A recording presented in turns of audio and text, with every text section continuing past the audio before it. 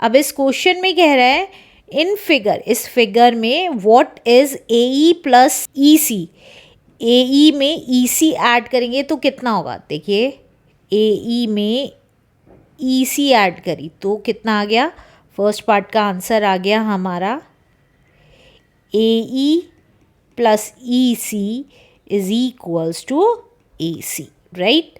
अब next part का answer देख लेते हैं। अब नेक्स्ट पार्ट में कह रहा है what is A C minus E C. अगर हम ए सी में से ई सी माइनस कर देते हैं तो क्या बच जाएगा, बी पार्ट लिख लेते हैं। अगर हम ए सी में से ई सी माइनस कर देते हैं तो हमारा क्या बच गया, देखिए हमारा ए ई कहें या ई ए कहें वही बचा है, तो ई ए बच गया। अब नेक्स्ट देखिए सी पार्ट में अगर हम बी डी में से बी ई माइनस करते हैं तो कितना आएगा। अगर हम बी डी में से बी ई माइनस करते हैं तो कितना बच गया हमारा, ई डी बच गया, तो E D is the answer. अब लास्ट पार्ट कह रहा है बी डी में से अगर मैं डी ई माइनस करती हूँ तो कितना आया। देखिए बी डी में से अगर मैं डी ई माइनस करती हूँ तो कितना आया, बी ई आया, तो B E is the answer. Let's do next question now. अब इस क्वेश्चन में कह रहा है using the information given name the right angles in each part of the figure. हमें हर एक फिगर में 90 डिग्री एंगल बताना है कि कौन सा है। फर्स्ट फिगर में बी ए परपेंडिकुलर है बी डी पे, राइट। तो कौन सा एंगल 90 डिग्री हुआ, फर्स्ट पार्ट का आंसर है। देखिए अगर आप देखेंगे ये पूरा एंगल 90 डिग्री हुआ तो हम यहाँ लिख सकते हैं angle A B D is equals to 90 degree और राइट एंगल। अब बी पार्ट की बात करें, बी फिगर में आर टी परपेंडिकुलर है एस टी पे, आर टी परपेंडिकुलर है एस टी पे, तो हमारा ये एंगल 90 डिग्री का हो गया। तो क्या लिख सकते हैं, एंगल आर टी एस कहें या एस टी आर कहें, बात एक ही है, इक्वल्स टू 90 डिग्री, राइट।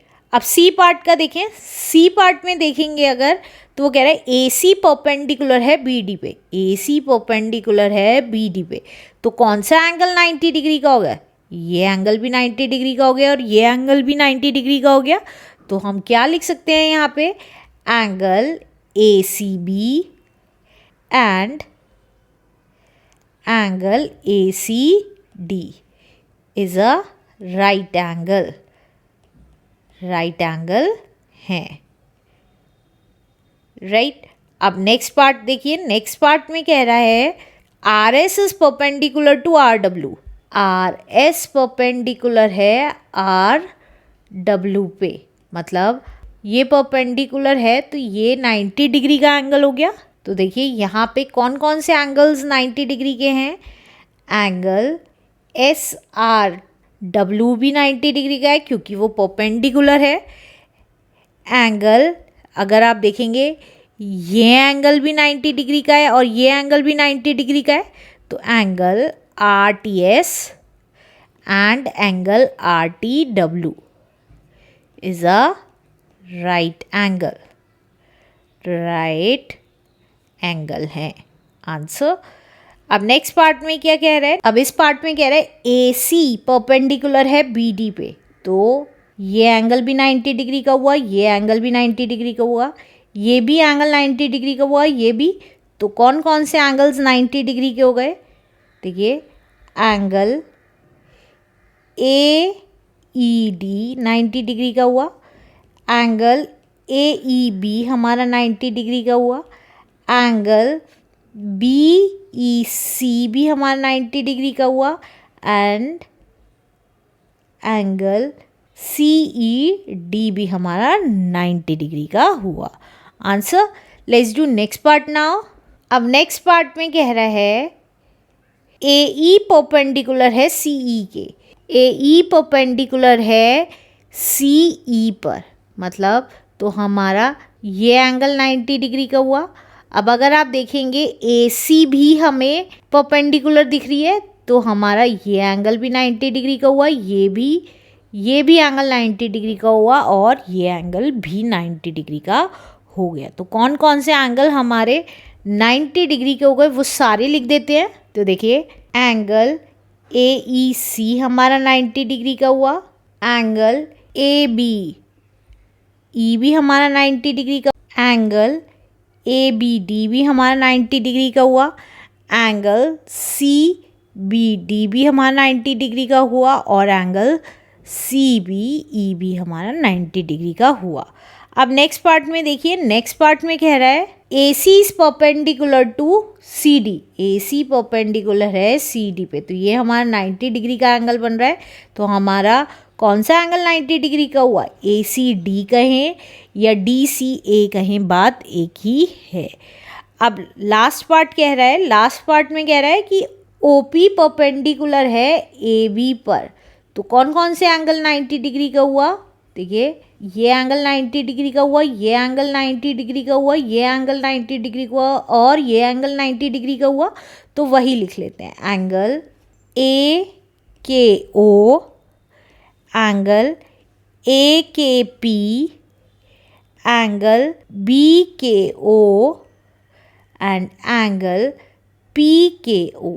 ये क्या हैं, सारे एंगल्स 90 डिग्री के हैं। Answer. Let's do next question now.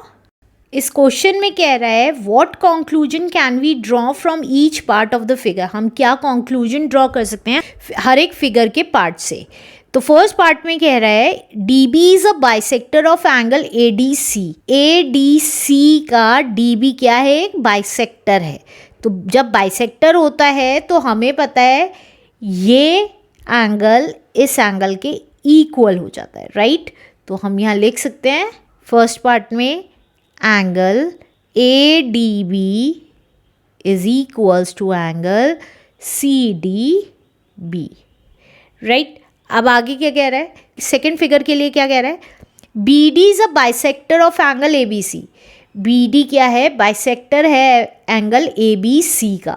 तो बाइसेक्टर होते ही ये एंगल इस एंगल के इक्वल हो जाएगा, राइट। तो हम लिख सकते हैं बी पार्ट के लिए angle ABD is equal to angle CBD।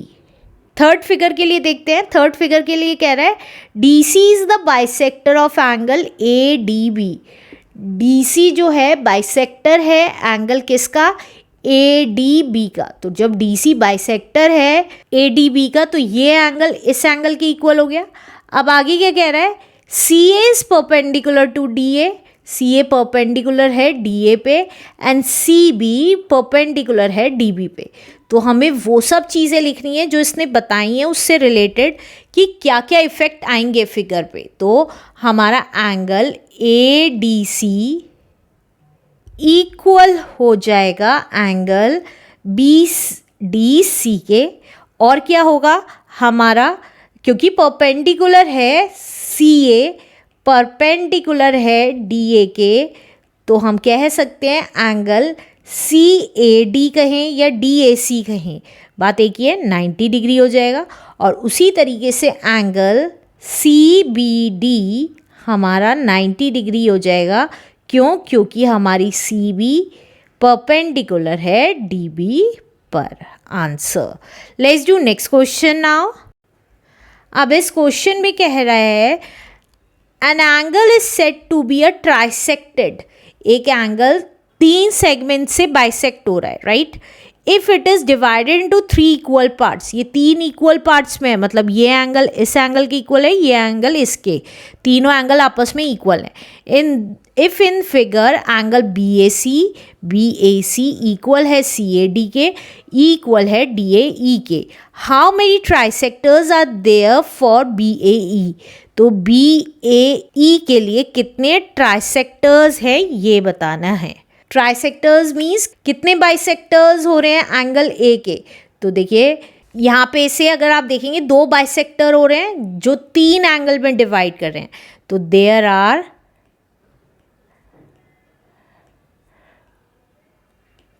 2 bisectors कौन से बाइसेक्टर हैं? AC है एंड AD है, which divides angle A into 3 equal parts. Answer. Let's do next question now. अब इस क्वेश्चन में कह रहा है how many points are marked in the figure. इस फिगर में कितने पॉइंट्स बने हुए हैं? तो देखिए एक A पॉइंट है, एक B पॉइंट बना हुआ है, तो there are 2 points in above figure.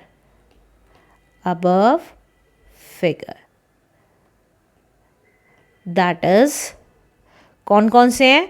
Point A है एंड पॉइंट B है. Answer. Let's do next question now. अब इस क्वेश्चन में कह रहा है how many line segments are there in the figure. कितनी लाइन सेगमेंट्स हैं इस फिगर में? तो देखिए सिर्फ AB is a line segment. AB is a line segment only. सिर्फ एक ही लाइन सेगमेंट है, that is AB. Let's do next question now. इस क्वेश्चन में कह रहा है in this figure how many points are marked, name them. कितने पॉइंट्स हैं यहाँ पे ये बताना है. देखिए एक तो A पॉइंट है, एक B पॉइंट है, एक C पॉइंट है. तो यहाँ लिख सकते हैं there are 3 points in above figure. That is A, B and C. तीनों पॉइंट है. Answer. Let's do next question now. इस क्वेश्चन में कह रहा है how many line segments are there, name them. तो कौन कौन सी लाइन सेगमेंट्स हैं यहाँ पे? AB एक लाइन सेगमेंट है, BC एक लाइन सेगमेंट है और AC कहें या CA कहें वो एक लाइन सेगमेंट है. तो there are 3 line segments, right. Let's do next question now. अब इस क्वेश्चन में कह रहा है in figure how many points are marked, name them. इस फिगर में कितने पॉइंट्स मार्क्ड हैं? तो देखिए यहाँ पे एक ये पॉइंट है, दूसरा पॉइंट, तीसरा एंड चौथा पॉइंट. तो there are 4 points in above figure. That is A point, B point, C point and D point. Answer. Let's do next question now. अब इस क्वेश्चन में कह रहा है in figure how many line segments are there, name them. इसमें line segments बतानी है. तो देखिए AB एक लाइन सेगमेंट है, हमें पता है 2 पॉइंट्स को जो ज्वाइन करता है that is called line segment. AC एक लाइन सेगमेंट है, AD एक लाइन सेगमेंट है. इसी तरीके से BC एक लाइन सेगमेंट है, BD एक लाइन सेगमेंट है एंड लास्टली CD एक लाइन सेगमेंट है. तो there are 6 line segments in this figure. Answer. Let's do next question now. अब इस क्वेश्चन में कह रहा है in this figure how many points are marked, name them. तो देखिए ये एक पॉइंट है, ये एक पॉइंट है, ये एक पॉइंट है, ये एक पॉइंट है और ये एक पॉइंट है. तो कितने पॉइंट्स हो गए? 5 पॉइंट हो गए. तो there are 5 points in above figure. कौन कौन से? That is A point, B point, C point, D point and E point. Answer. Let's do next question now. अब इस क्वेश्चन में कह रहा है in this figure how many line segments are there, name them. कौन कौन सी line segments हैं? तो देखिए AB एक लाइन सेगमेंट है, 2 पॉइंट को जो कनेक्ट करती है that is called line segment. BD एक लाइन सेगमेंट है, DE एक लाइन सेगमेंट है, EC एक लाइन सेगमेंट है और ए डी एक लाइन सेगमेंट है, ए ई एक लाइन सेगमेंट है, ए सी एक लाइन सेगमेंट है, इसी तरीके से बी ई एक लाइन सेगमेंट है, बी सी एक लाइन सेगमेंट है, नेक्स्ट डी सी एक लाइन सेगमेंट है, दैट्स इट। तो ये कितनी लाइन सेगमेंट्स आ गई? 1 2 3 4 5 6 7 8 9 10। तो there are 10 line segments in this figure. Answer. Let's do next question now. इस क्वेश्चन में कह रहा है in figure O is the center of the circle. O centre है सर्कल का। Name all chords of the circle, हमें सारी chords बतानी है सर्कल की। कॉर्ड्स कौन सी होती हैं? ऐसी लाइन सेगमेंट्स जिसके एंड पॉइंट सर्कल को टच करते हैं, दैट इज द कॉर्ड। तो ए पार्ट का आंसर कौन सा हुआ? देखिए यहाँ पे ये भी सर्कल को दोनों पॉइंट पे टच करने हैं और ये भी। तो देयर आर 2 कॉर्ड्स। कौन कौन से? C P and A B are the 2 chords of the circle. Answer. Let's do next part now. Next part में कह रहा है name all radii of the circle. इस सर्कल में कौन कौन से रेडियस हैं? तो अगर आप देखेंगे लाइन सेगमेंट का एक पॉइंट सेंटर पे होता है और एक पॉइंट सर्कल पे होता है, दैट इज कॉल्ड रेडियस। तो इसी तरीके से ओ सी एक रेडियस है, ओ बी एक रेडियस है और ओ ए एक रेडियस है। तो हम यहाँ लिख देते हैं O P, O C, O B and OA are radii of circle. अब नेक्स्ट पार्ट देखते हैं। नेक्स्ट पार्ट में क्या कह रहा है? नेक्स्ट पार्ट में कह रहा है name a chord which is not the diameter of the circle. ऐसी कॉर्ड बतानी है जो डायमीटर नहीं है सर्कल की। हमने देखा था PC एक कॉर्ड है और AB एक कॉर्ड है, लेकिन ये वाली कॉर्ड जो है वो सेंटर से होके जा रही है और जो सेंटर से जाती है वो डायमीटर कहलाता है। तो हमें वो कॉर्ड लिखनी है जो डायमीटर नहीं है। तो CP हमारी वो कॉर्ड है जो डायमीटर नहीं है। तो CP is a chord which is not a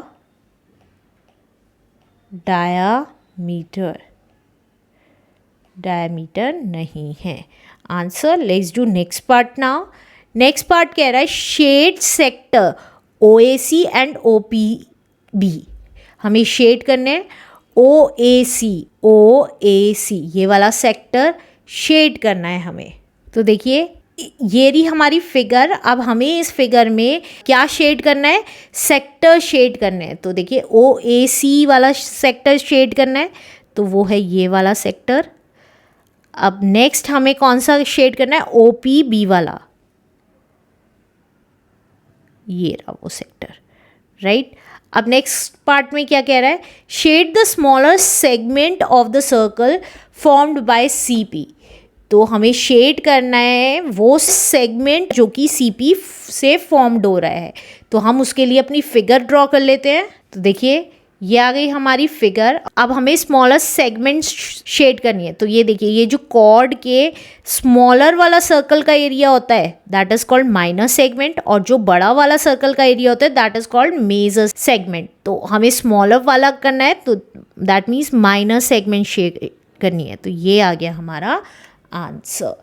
let's do next question now. अब इस क्वेश्चन में कह रहा है can we had 2 acute angles whose sum is। A part है हमारा an acute angle y and y naught।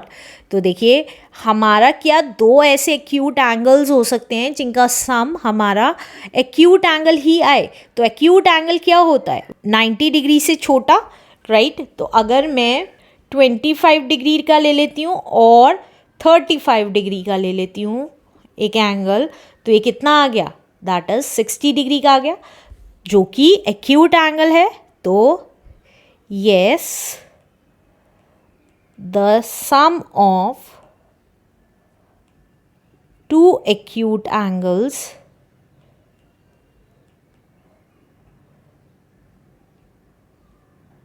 is an acute angle. Acute angle ही हो.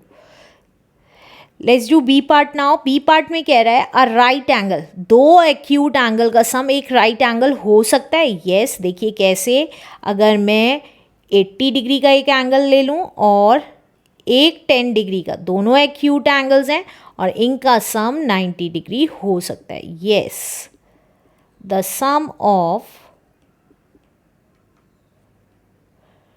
To acute angle is a right angle. अब C part देखिए. सी part में कह रहा है दो एक्यूट एंगल का सम क्या ऑब्ट्यूज एंगल हो सकता है. तो अगर मैं 85 डिग्री का एक एंगल एक्यूट ले लूँ और दूसरा भी 75 डिग्री का ले लूँ तो इन दोनों का सम हमारा 160 डिग्री होगा और ऑब्ट्यूज एंगल 90 डिग्री से बड़े और 180 डिग्री से छोटे होते हैं. तो यस, हो सकता है कि the sum of two acute angle is an obtuse angle. is a obtuse angle. Answer. Let's do next part now. D part है हमारा दो एक्यूट एंगल का सम क्या स्ट्रेट एंगल हो सकता है. तो देखिए दो एक्यूट एंगल का सम स्ट्रेट एंगल नहीं हो सकता क्योंकि एक्यूट एंगल 90 डिग्री से कम क्या होता है. अगर मैं 89 डिग्री और 89 डिग्री को ऐड करूँगी तब भी हमारा कितना आएगा, दैट इज़ 178 डिग्री का आएगा. लेकिन स्ट्रेट लाइन एंगल 180 डिग्री का होता है. तो no, the sum of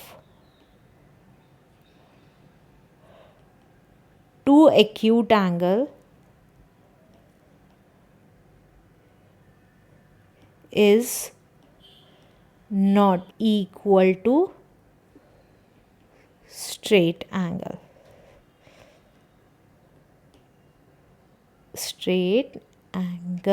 answer. Let's do last part now. वो कह रहा है दो एक्यूट एंगल का सम क्या रिफ्लेक्स एंगल हो सकता है. नहीं हो सकता. No, because the sum of two acute angle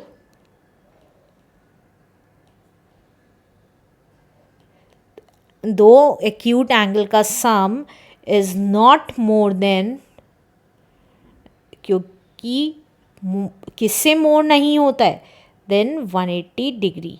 180 degree से ज़्यादा नहीं होता है तो इसलिए वो रिफ्लेक्स एंगल नहीं हो सकते. Answer. Let's do next question now. इस क्वेश्चन में कह रहा है can we have two obtuse angle whose sum is. अगर दो ऑब्ट्यूज एंगल लें तो उनका सम रिफ्लेक्स एंगल हो सकता है. तो देखिए अगर मैं दो ऑब्ट्यूज एंगल लेती हूँ, मान लीजिए एक ऑब्ट्यूज एंगल 100 डिग्री का है, एक ऑब्ट्यूज एंगल 120 डिग्री का है, तो ये कितना आ गया हमारा 220 डिग्री. और हमें पता है रिफ्लेक्स एंगल्स कौन से होते हैं, जो 180 डिग्री से बड़े होते हैं और 360 डिग्री से छोटे होते हैं, राइट. तो 220 डिग्री इसी कंडीशन में लाई करता है. तो हम यहाँ लिख सकते हैं yes, the sum of two obtuse angle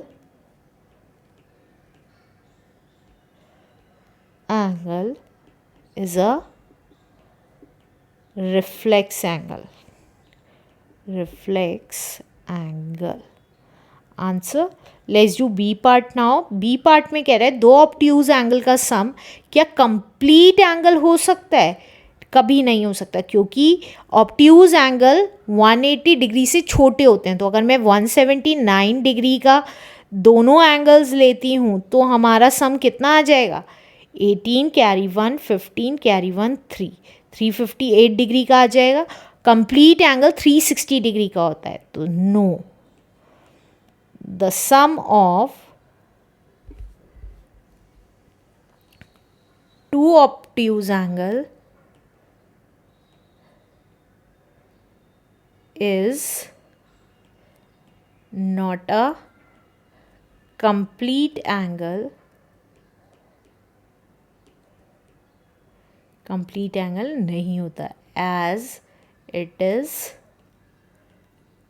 less than 360 degree, क्योंकि ये जो वैल्यू आएगी दो ऑब्ट्यूज एंगल को सम करके वो हमेशा 360 डिग्री से छोटी होगी। Answer. Let's do next question now. इस क्वेश्चन में कह रहा है राइट द नेम ऑफ, हमें नेम बताने हैं इसमें, वर्टिसेस कौन कौन से हैं। तो देखिए ये सारे, ये जो पॉइंट्स हैं वो क्या हैं, सारे वर्टिसेस हैं, E F C B D and A. तो हम यहाँ वर्टिसेस के नाम लिख देंगे। वर्टिसेस हैं हमारे, that is A B C D E and F. अब सेकेंड पार्ट में देखें, सेकेंड पार्ट में एजेस लिखनी है। एजेस कौन कौन सी हैं हमारी, डी ई हमारी एज है, ई एफ हमारी एज है, एफ सी हमारी एज है, बी सी हमारी एज है, बी डी हमारी एज है, बी ए हमारी एज है, ए सी हमारी एज है और ए ई हमारी एज है। तो सारी लिख देती हूँ एजेस। ई एफ हमारी एज है, एफ सी हमारी एज है, सी बी हमारी एज है, बी डी हमारी एज है, डी ई हमारी एज है, ए बी हमारी एज है, ए सी हमारी एज है और ई ए हमारी एज है। Answer. Let's do C part now. C part में कह रहा है faces of the prism show in the figure. Faces कौन कौन से हैं इस प्रिज्म के, तो सबसे पहले हम इसे रेज कर देते हैं। अब देखिए इस प्रिज्म के फेसेस बताने हैं कि कौन से हैं। देखिए एक फेस है ये वाला, डी ई एफ एक फेस है, डी ई एफ एक फेस है, ई एफ सी ए हमारा फेस है, ई एफ सी ए हमारा फेस है। इसी तरीके से सी ए बी हमारा फेस है,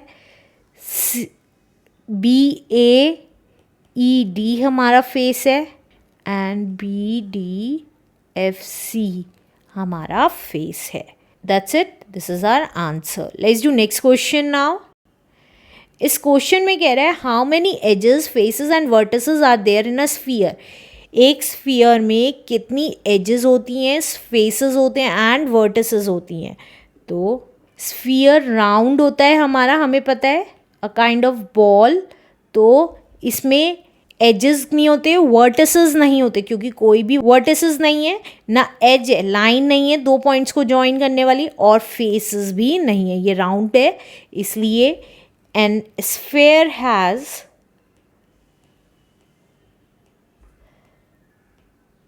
no vertices, no edge as well as